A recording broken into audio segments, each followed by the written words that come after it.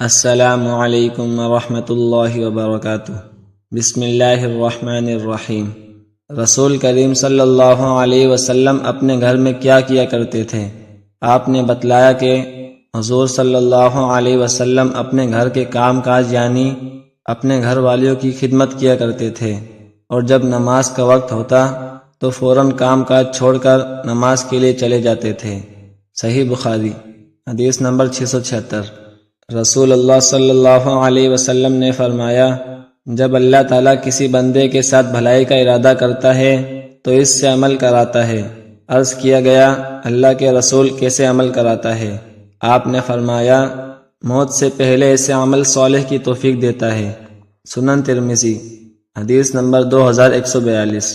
حضرت ابو لبابہ بن عبد المنذر رضی اللہ عنہ سے روایت ہے کہ نبی صلی اللہ علیہ وسلم نے فرمایا، جمعے کا دن تمام دنوں کا سردار ہے، اللہ کے ہاں اس کی عظمت سب سے زیادہ ہے، وہ تو اللہ کے ہاں عید الاضحیٰ اور عید الفطر کے دن سے زیادہ عظمت والا ہے۔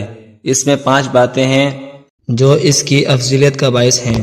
اس دن اللہ تعالیٰ نے آدم علیہ السلام کو پیدا فرمایا، اسی دن اللہ نے آدم علیہ السلام کو زمین پر اتارا، اسی دن اللہ تعالیٰ نے آدم علیہ السلام کو فوت کیا۔ اس دن میں ایک ایسی گھڑی ہوتی ہے کہ اس میں بندہ اللہ سے جو کچھ مانگے اللہ اسے وہی کچھ دے دیتا ہے، جب تک کسی حرام چیز کا سوال نہ کرے۔ اسی دن قیامت قائم ہوگی۔ ہر مقرب فرشتہ، آسمان، زمین، تمام ہوائیں، پہاڑ اور سمندر جمعے کے دن سے ڈرتے رہتے ہیں۔ سنن ابن ماجہ حدیث نمبر 1084۔ نبی کریم صلی اللہ علیہ وسلم نے فرمایا، جو شخص اللہ اور آخرت کے دن پر ایمان رکھتا ہو اسے اپنے مہمان کی عزت کرنا چاہیے۔ اس کی خاطرداری بس 1 دن اور رات کی ہے، اور مہمانی 3 دن اور راتوں کی۔ اس کے بعد جو ہو وہ صدقہ ہے، اور مہمان کے لیے جائز نہیں کہ وہ اپنے میزبان کے پاس اتنے دن ٹھہر جائے کہ اسے تنگ کر ڈالے۔ صحیح بخاری حدیث نمبر 6135۔